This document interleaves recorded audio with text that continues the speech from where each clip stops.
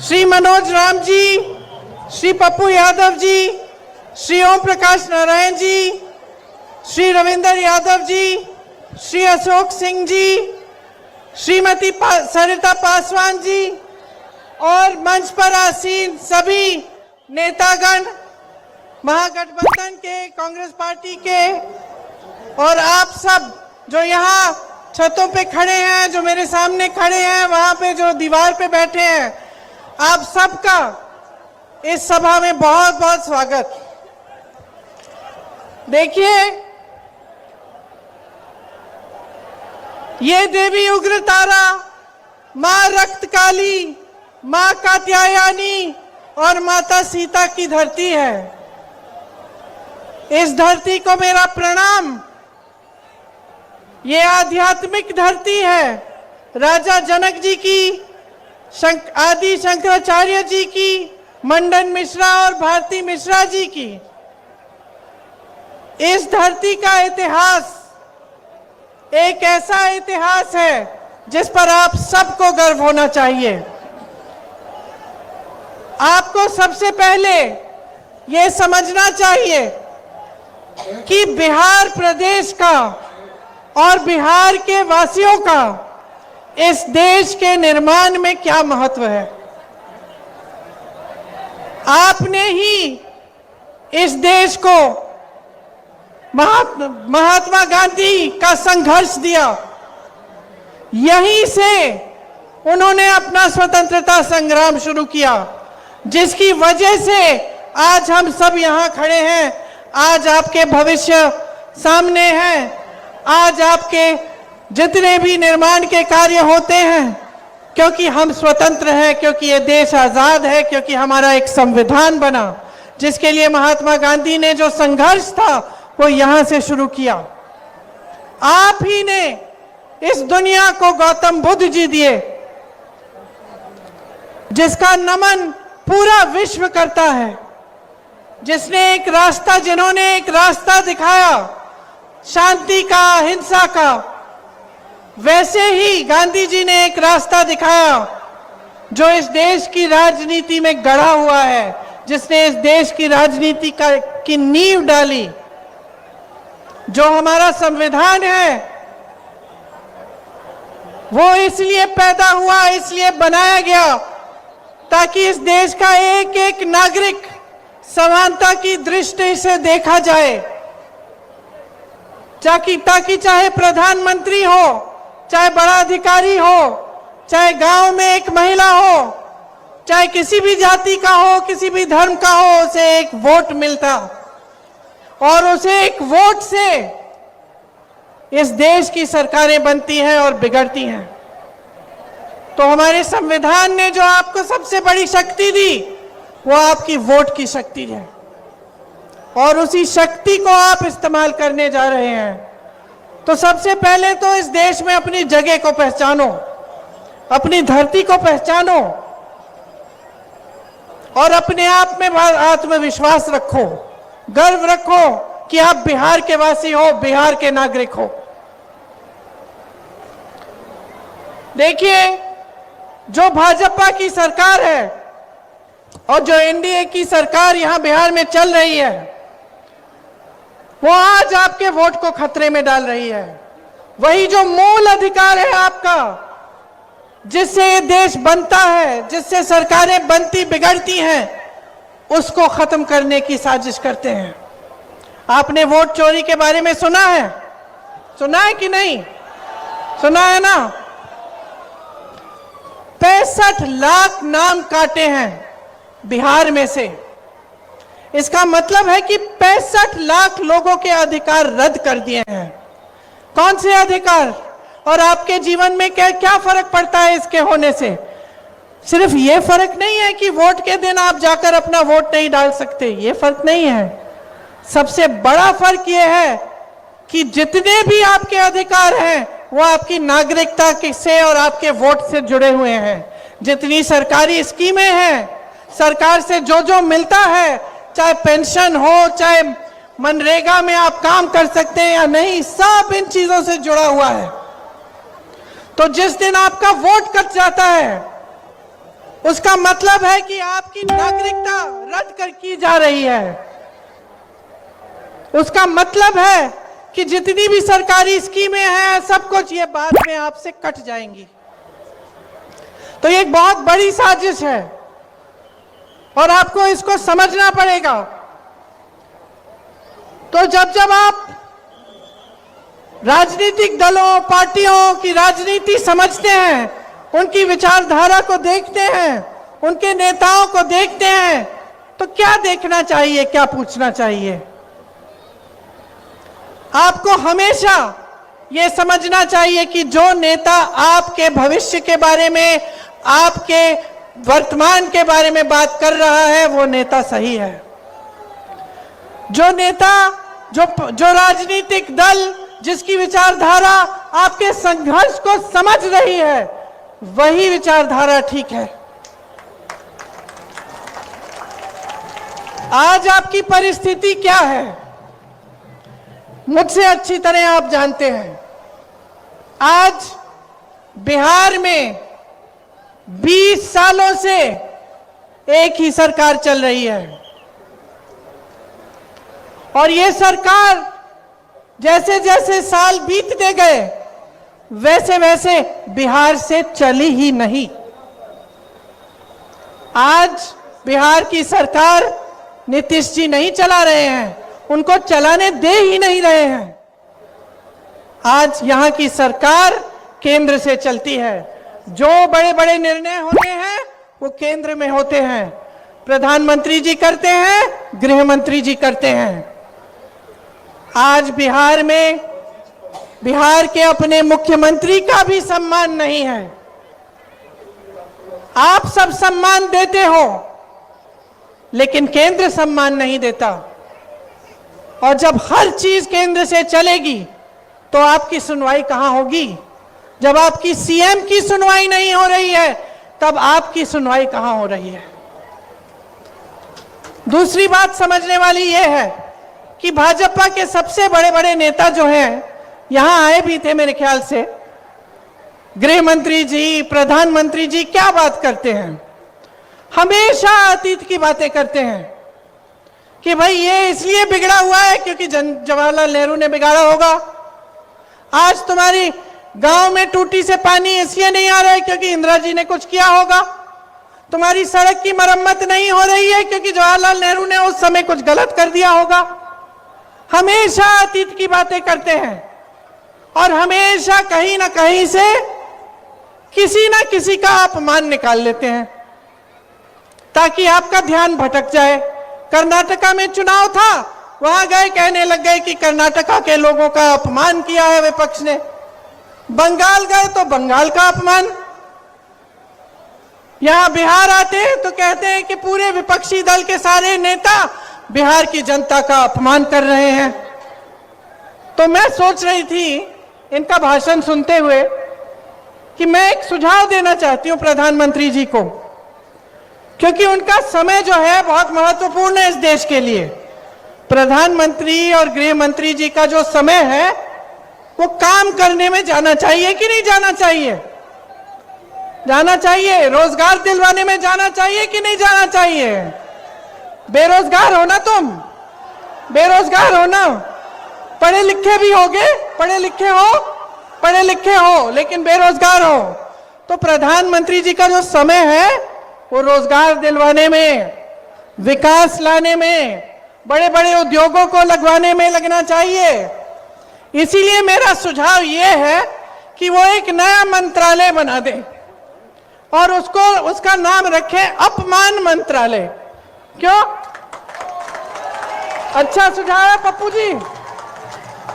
एक अपमान मंत्रालय बना दें ताकि उनका समय व्यर्थ ना हो।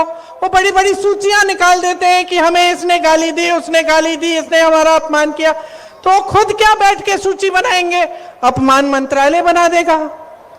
और जब आप अपनी नौकरी, अपने रोजगार के लिए धरना प्रदर्शन करोगे और उनको लगेगा कि देश का अपमान हो रहा है क्योंकि कोई सवाल उठा रहा है, तो अपमान मंत्रालय बुला ले आपको, है कि नहीं? और जब कोई अध्यापक या कोई महिला या कोई संविदा कर्मी अपने अधिकारों के लिए सवाल उठाए तो इनको लगता है कि देशद्रोही हो रही है, इनको लगता है कि देश का अपमान हो रहा है, तो अपमान मंत्रालय को बुला ले, अपमान मंत्रालय कार्रवाई करे, है कि नहीं? अपना समय क्यों व्यर्थ कर रहे हैं? और इस अपमान मंत्रालय में मेरा यह भी सुझाव है कि मेरे परिवार के बारे में जितनी इन्होंने गालियां दी और जितना उल्टा सीधा बोला उसका भी रिकॉर्ड रखा जाए। एक लाइब्रेरी पूरी बन जाएगी किताबों की, भर देंगे उनको।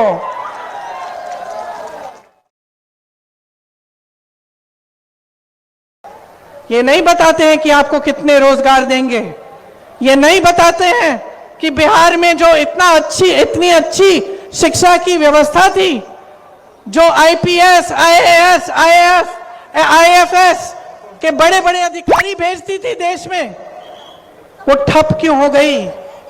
बताते नहीं है कि पेपर लीक क्यों हो रहा है आपका, कि जो ये नौजवान सारे यहां खड़े हैं, पढ़ते हैं, लिखते हैं, सालों ये संघर्ष करते हैं, पेपर देते हैं भर्ती के लिए और पेपर लीक हो जाता है, रद्द हो जाता है, कोई घोटाला हो जाता है, कोई पैसे ले रहा है उसमें से। ये नहीं बताते कि क्यों हो रहा है और उसको रोकने के लिए क्या करने जा रहे हैं। जो ये बड़े बड़े भाजपा के नेता हैं, वो आपको सामाजिक न्याय की बात नहीं करेंगे आपके सामने। वो ये नहीं कहेंगे कि आपका हिस्सा, आपका हक आपको मिलना चाहिए। जो बड़े बड़े भाजपा के नेता हैं, वो आपको ये नहीं बताएंगे कि बिहार में इतना भ्रष्टाचार क्यों हो रहा है, कितने घोटाले हो रहे हैं, कि जो पैसा आपकी स्कीमों के लिए, आपको आगे बढ़ाने के लिए, आपके विकास के लिए दिया जा रहा है, वो पैसा कोई खा रहा है, वो पैसा आपके पास पहुंच नहीं रहा है। ये बातें नहीं कर रहे हैं। मेरी बहनें यहां खड़ी हुई हैं, आपके संघर्ष को कौन पहचान रहा है? कौन पहचान रहा है? खेती में काम करती हो, घर के बाहर अगर जाती हो काम करने के लिए, घर आके भी काम करती हो, सोती नहीं हो जब तक बच्चों ने खाना खा लिया है, जब तक परिवार के सब सदस्यों ने कुछ खा लिया है, कभी कभी खाली पेट सो जाती हो, सुबह सबसे पहले उठती हो, इस समाज का पूरा बोझ तुम उठाती हो। परिवार की परवरिश, बच्चों की परवरिश, परिवार का देखभाल, बड़ों का देखभाल, छोटों का देखभाल, सब आप कर रही हो। कोई पूछने वाला है?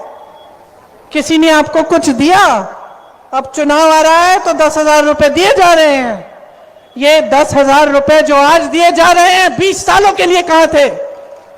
आपको 20 साल क्यों इंतजार करना पड़ा इसके लिए? आपका मजाक क्यों उड़ाया जा रहा है? चुनाव के एक हफ्ते पहले ये ऐलान करते हैं कि 10,000 रुपए देंगे और अब बांटना शुरू, तो ये पैसे कहां थे इससे पहले? क्या इससे पहले महिला संघर्ष नहीं कर रही थी? क्या इससे पहले महिला भूखी नहीं सो रही थी? क्या इससे पहले महिलाओं पे अपराध नहीं हो रहा था? 20 सालों से आप सरकार में हैं, आज सूझा है आपको ये? इसका मतलब क्या है बहनों? समझ लो अच्छी तरह।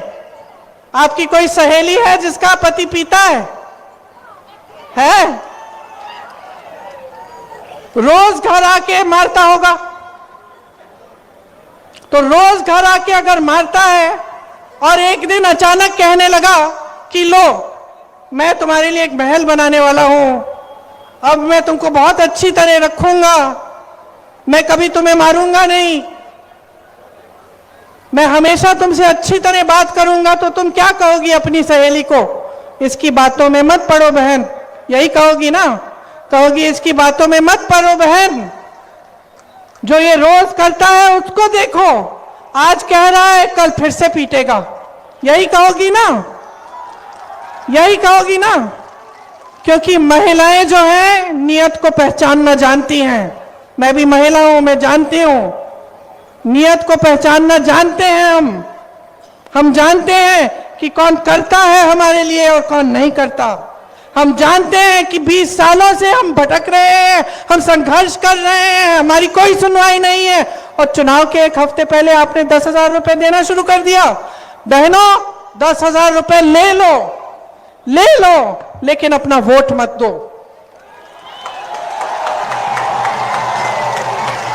ये वोट जो है ना, ये आपका अधिकार है, आपकी शक्ति है, ये आपकी शक्ति है, इसको पहचानो। आधी आबादी हो आप, आधी आबादी हो।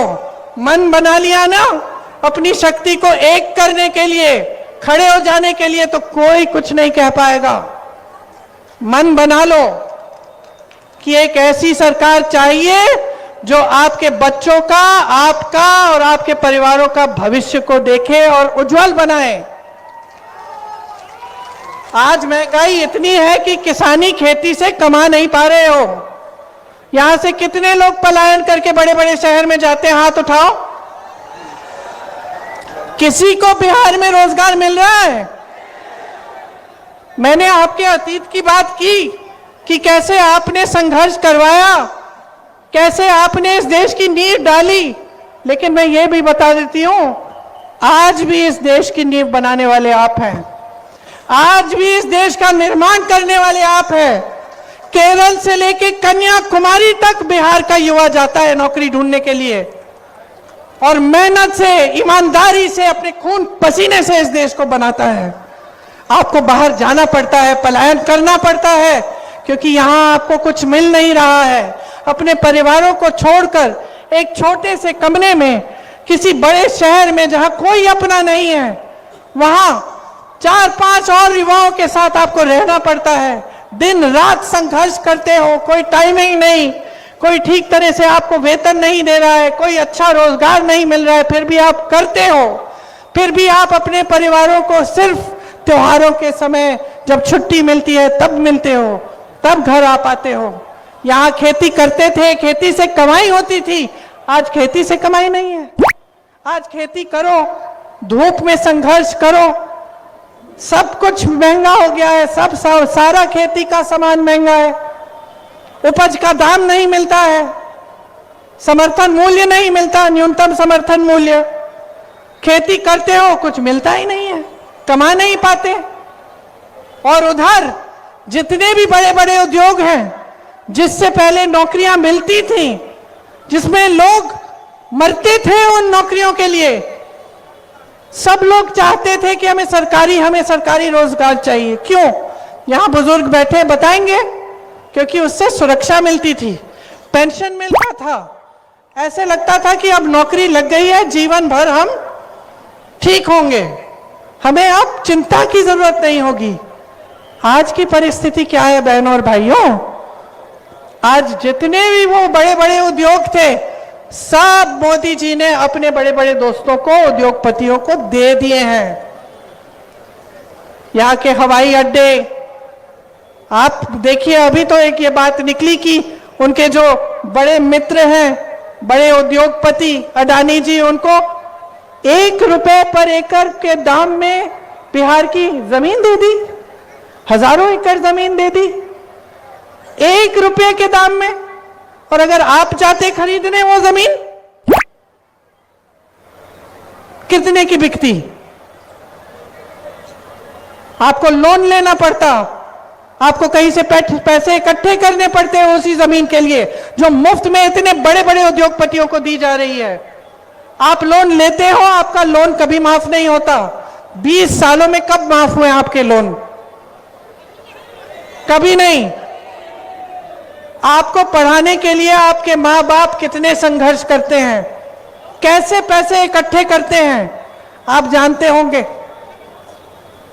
आपके लोन माफ नहीं होते, लेकिन अडानी जी, अंबानी जी, उनके हजारों करोड़ रुपयों के, हजारों लाख करोड़ रुपयों के लोन माफ हुए हैं। इतनी बड़ी रकम है कि मैं भूल जाती हूं कि लाख करोड़ है कि कितना है। सच, हम लोग हंसते हैं, लेकिन हंसने की बात नहीं है, क्योंकि ये माफ कैसे होते हैं? आप ही के पैसों से, देश की संपत्ति से, देश के बैंकों से। तो यहां असलियत क्या है आज बिहार की? असलियत यह है कि रोजगार नहीं है, संघर्ष ही संघर्ष है। खेती किसानी से कुछ कमाया नहीं जा रहा। जो छोटे रोजगार, छोटे व्यापारी थे, छोटे दुकानदार थे, जो छोटे छोटे बिजनेस कर रहे थे, उनको मजबूत करने के लिए कुछ नहीं किया गया, बल्कि नोटबंदी ले आए थे कुछ सालों पहले, जिससे काफी लोग तबाह भी हो गए, बड़ी मुश्किल से फिर से उठाया उन्होंने अपना बिजनेस। तो ना आपको रोजगार मिल रहा है, ना शिक्षा की सुविधाएं हैं, ना महिला सुरक्षित है, ना महिलाओं के लिए रोजगार है। तो 20 सालों में किया क्या है इन्होंने किया क्या है? आप बताओ। कुछ नहीं किया। क्या आप चाहते हैं कि आप रोजगार के लिए कहीं और जाएं? क्या सब ये नहीं चाहते कि अपने परिवार के साथ रहें, कि अपने बच्चों को पास रखें, बच्चों की परवरिश में शामिल हो? क्या सब नहीं चाहते कि यहीं पे रोजगार मिले, शिक्षा मिले, यहीं पे भविष्य उज्जवल हो? सब चाहते हैं। कोई ऐसा नहीं है जो चाहता है कि कहीं दूर दराज जगह जाके अपना जीवन बनाए, अपना भविष्य बनाए। यहां पे बहुत मुद्दे हैं। बाढ़ आती है, जो कोसी नदी है उसमें बाढ़ आती है हर साल, और आपको बहुत दिक्कत होती है। बहुत गरीबी है इस इलाके में। हमारे समय में जब कांग्रेस की केंद्र में सरकार थी तो बाढ़ को राष्ट्रीय आपदा घोषित किया था, ताकि अगर बाढ़ आती थी, नुकसान होता था, तो आपको केंद्र सरकार की तरफ से कुछ मिल जाता था नुकसान को रोकने के लिए, ताकि आप कुछ कर सकते हैं उसके साथ। आज कुछ नहीं मिलता है आपको। यहां के जो धर्म स्थल हैं उनका कितना विकास हो सकता है, किसी ने किया है 20 सालों में? सहरसा में कोई विकास नहीं है, कोई बड़ा अस्पताल नहीं है, कोई अच्छे शिक्षा के संस्थान नहीं है। यहाँ का जो रेलवे ओवरब्रिज है कितने समय से बनना है, अभी तक नहीं बना। तो ये सब आपकी समस्याएं हैं। और अगर जब तक आप एक एक नेता को इन समस्याओं के लिए जिम्मेदार नहीं बनाएंगे, जब तक आप अपनी आवाज उठाएंगे नहीं, जब तक आप अपनी शक्ति को पहचानेंगे नहीं, जब तक आप हर नेता को ये नहीं कहोगे कि तुम यहां आकर मुझे वादे करोगे, अगर पूरा नहीं हुआ तो तुमको निकाल देंगे, खदेड़ देंगे, तब तक कुछ नहीं बदलने वाला।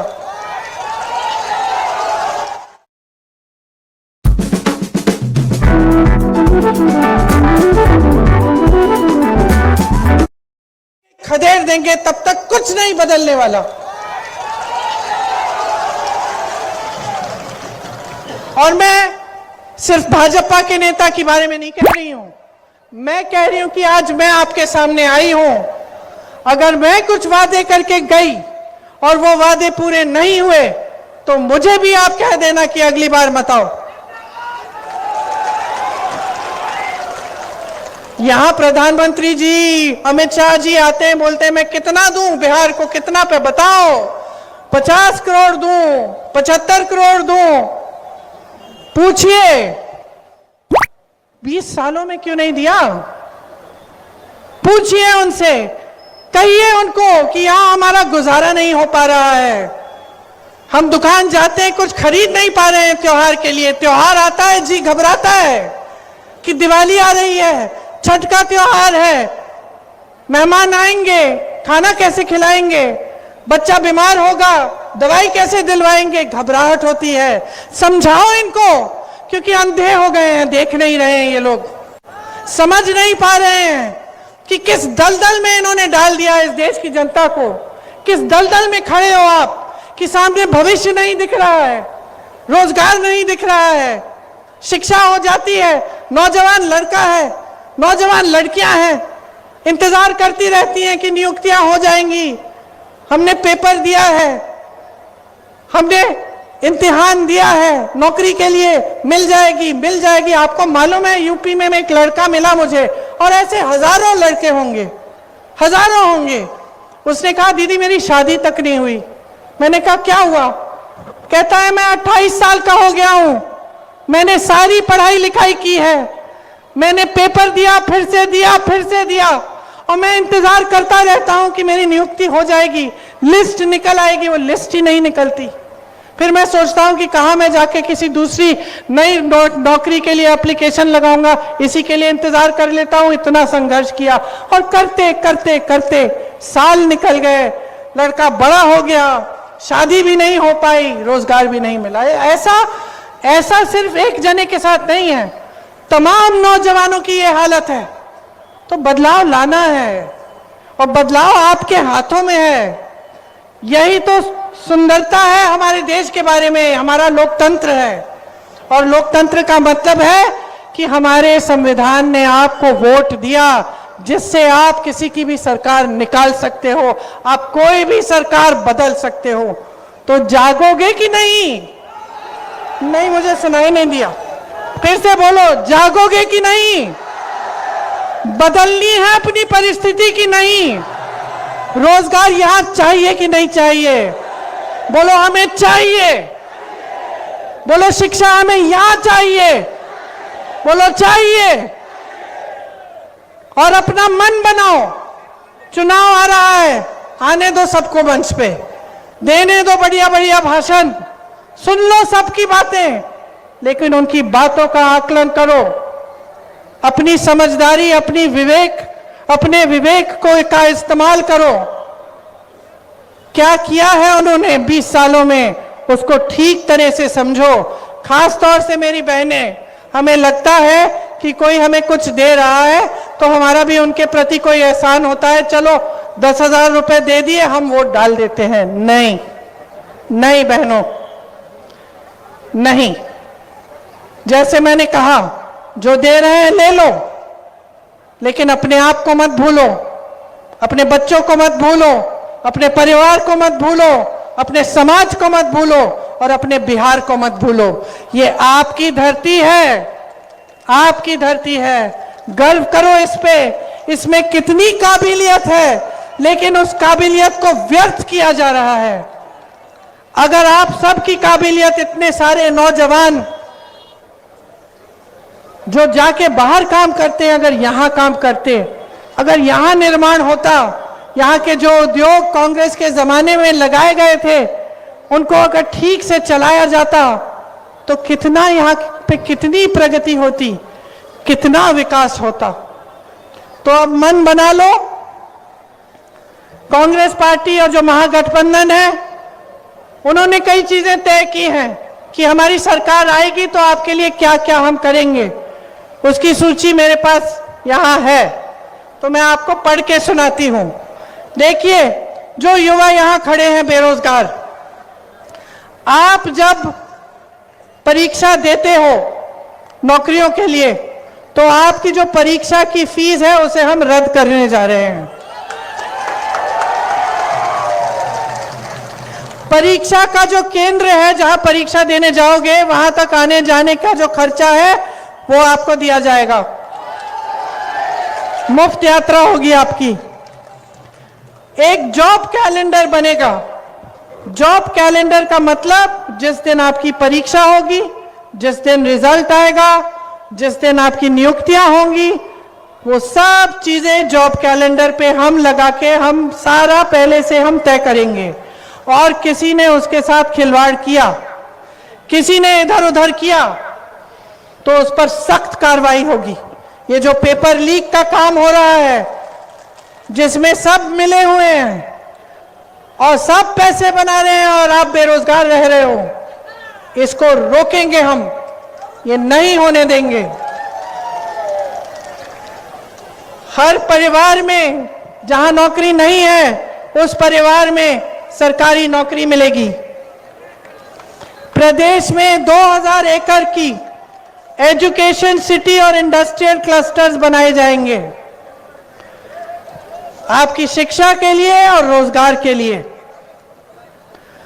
अगर आप अपना छोटा सा व्यापार शुरू करना चाहते हैं, जो नौजवान है वो सुने, कुछ अपना बिजनेस करना चाहते हैं, गरीब परिवार से आते हो, पैसे नहीं है, 2 लाख रुपए आपको दिए जाएंगे अपने बिजनेस को शुरू करने के लिए।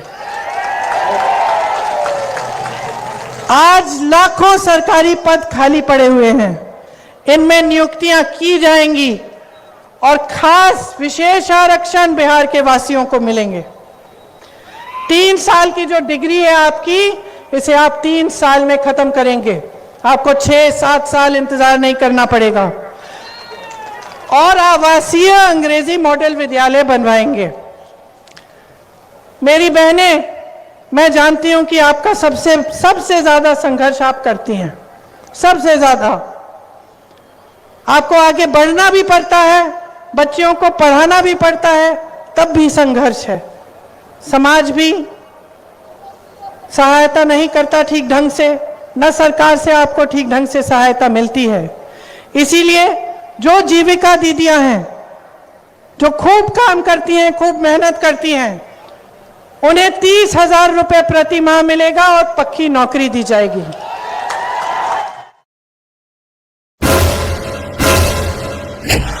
खाने के लिए 3 ऐप, ग्रोसरी के लिए 5, म्यूजिक के लिए 10 और पक्की नौकरी दी जाएगी। प्रत्येक अनुमंडल में महिला कॉलेज की स्थापना की जाएगी।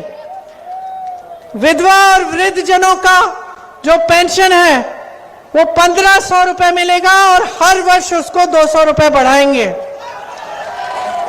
मेरी बहनें, माई बहन मान योजना के तहत आपको 2500 रुपए प्रति माह सीधे आपके खाते में दिए जाएंगे। ये चुनाव के समय का 10,000 रुपए की घूस नहीं है, ये आपको हर महीने मिलेंगे। आज आपको 10,000 मिल रहे हैं, क्या पता आगे वो दें या ना दें जब चुनाव खत्म हो जाएगा। 20 सालों से तो दिया नहीं। लेकिन आप कांग्रेस की सरकारों को देखो, कर्नाटका में, तेलंगाना में महिलाओं को हर महीने पैसे मिल रहे हैं, और उसी तरह से हम यहां पे भी करेंगे। भूमिहीन परिवारों को मकान हेतु 3 से 5 डिसमिल जमीन दी जाएगी और वो जमीन परिवार की महिलाओं के नाम की जाएगी। तो आपके नाम जमीन दी जाएगी। राजस्थान में कांग्रेस की सरकार थी, वहां 25 लाख रुपए स्वास्थ्य बीमा मिलता था। इसका मतलब है कि कोई भी इलाज हो, कोई भी बीमारी हो, कैंसर हो, हार्ट की बीमारी हो, आपको हार्ट का ऑपरेशन कराना है, आपको कैंसर के लिए कीमोथेरेपी का इलाज कराना है, आपको 25 लाख रुपए तक मुफ्त का इलाज मिलेगा। फिर से खोखली बात नहीं है, ये किया था कांग्रेस की सरकार ने राजस्थान में। मैं खुद मिली उन लोगों से जिनकी पूरी हार्ट की सर्जरी हुई और 1 पैसा 1 रुपया नहीं देना पड़ा। रो रहे थे वो लोग जब मुझे मिले, कहा कि ऐसी स्कीम, इतनी अच्छी स्कीम है, पूरे देश भर में लागू कराओ। तो इसलिए हम बिहार में लागू कराना चाहते हैं। जो सरकारी अधिकारी है, जो सरकारी नौकरी करते हैं, वो हमेशा पुरानी पेंशन की बात करते हैं। पुरानी पेंशन चाहते हैं और पुराना पेंशन आपको बिहार में अगर हमारी सरकार आएगी तो मिलेगा। ये जो संविदा कर्मियों और आउटसोर्सिंग पर जो काम करते हैं, इस पर कार्यरत कर्मचारियों को स्थायी बनाया जाएगा ताकि आपको घबराहट ना हो, आपकी भी नौकरी स्थायी हो जाए। 5 नए एक्सप्रेसवे बनाए जाएंगे। दिव्यांग पेंशन 3,000 रुपए का दिया जाएगा और किसान भाइयों के लिए न्यूनतम समर्थन मूल्य का हम गारंटी दे रहे हैं। मंडी की व्यवस्था बनाएंगे। मनरेगा में 300 रुपए प्रतिदिन आपको मिलेंगे और काम के दिन हम 2 गुना करेंगे। 200 यूनिट बिजली आपको हम मुफ्त दिलवाएंगे। पंचायती राज एवं नगर निकायों में ईबीसी आरक्षण 30% और एससी आरक्षण 20% किया जाएगा। अति पिछड़ा वर्ग अत्याचार निवारण अधिनियम बनाया जाएगा आप पर अत्याचार रोकने के लिए। निजी शिक्षा संस्थानों में भी आरक्षण लागू होगा। ये सारे काम हम करना चाहते हैं और हम चाहते हैं कि बिहार का एक एक वासी आगे बढ़े, कि आपकी प्रगति हो, कि ये जो पलायन की जो समस्या है ये खत्म हो जाए, कि आपको यहाँ रोजगार मिले, आपके हाथ यहाँ मजबूत बने। और मेरी बहनें, आपके लिए हम चाहते हैं कि आपके भविष्य अच्छे बने, कि आपकी घबराहट दूर हो जाए, आपको शक्ति मिले। तो आप अगर अपने आप को, जनता को मजबूती देने का काम करना चाहते हैं तो आप महागठबंधन की सरकार लाइए। आइए, इनको जानते हैं